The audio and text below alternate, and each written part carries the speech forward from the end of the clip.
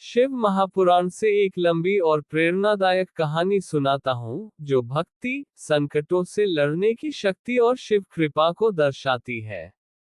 ये कहानी है एक साधारण ग्वाले की, जिसका नाम था धनंजय।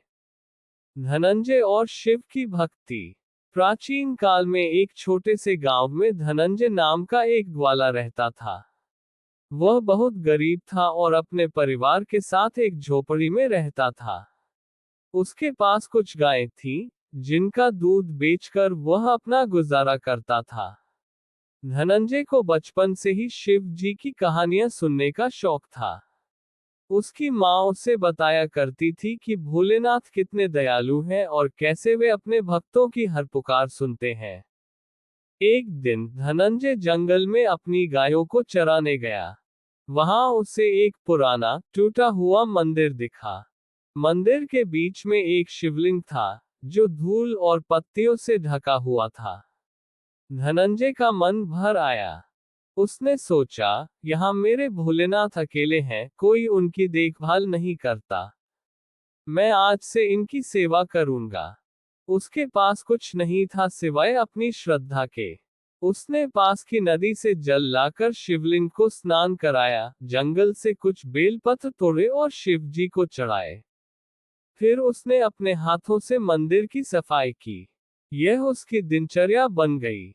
सुबह गायों को चराने से पहले वह मंदिर जाता, शिवलिंग पर जल चढ़ाता, बेलपत्र अर्पित करता और अपनी साधारण भाषा में प्रार्थना करता, हे भोलेनाथ, मेरे पास आपको देने को कुछ नहीं है, बस मेरा यह मन है।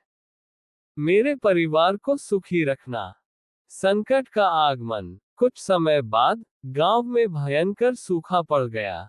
नदियां सूख गईं, खेत बंजर हो गए और धनंजय की गायों को चारा पानी मिलना बंद हो गया।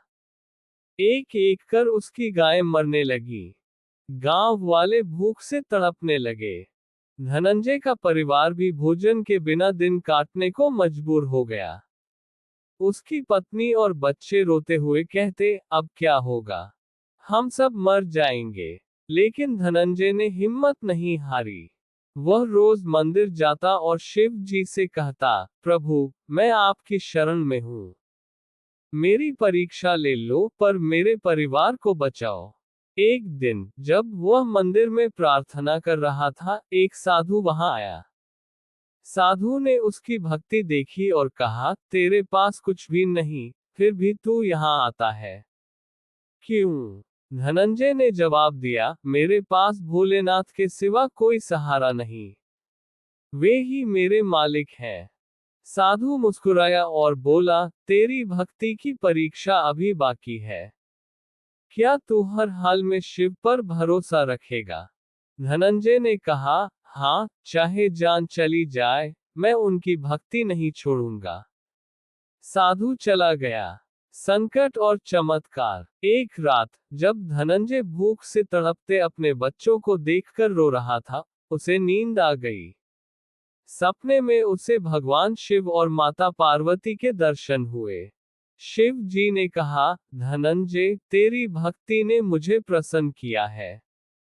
तूने कभी लालच नहीं किया, बस अपने परिवार के लिए मांगा। कल सुबह जंगल में जा, वहां तुझे मेरा प्रसाद मिलेगा। धनंजय की आंख खुली तो वह आश्चर्य में था। अगले दिन वह जंगल में गया। वहां उसे एक गुफा दिखी, जो पहले कभी नहीं देखी थी। गुफा में प्रवेश करते ही उसे एक चमकता हुआ पात्र मिला, जिसमें सोने के सिक्के और अनाज से भरे थैले थे। पास में एक संदेश लिखा था, ये तेरी भक्ति का फल है।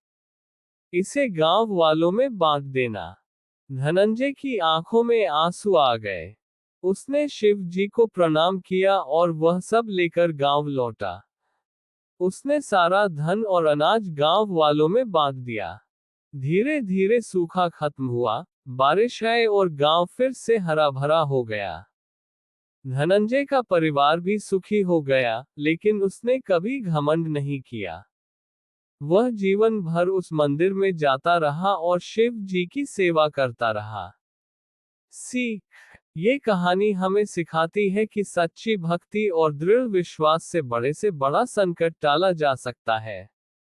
शिव जी अपने भक्तों की हर पुकार सुनते हैं, बशर्ते हम उन पर पूरा भरोसा रखें और निस्वार्थ भाव से उनकी शरण में जाएं। धनंजय की तरह अगर हम मुश्किल वक्त में भी हिम्मत न हारें और मेहनत करते रहें, तो भोलेनाथ की कृपा जरूर मिलती है। क्या आपको ये कहानी प्रेरित करने वाली लगी? कोई और कहानी सुनना चाहेंगे? कमेंट में लिखें।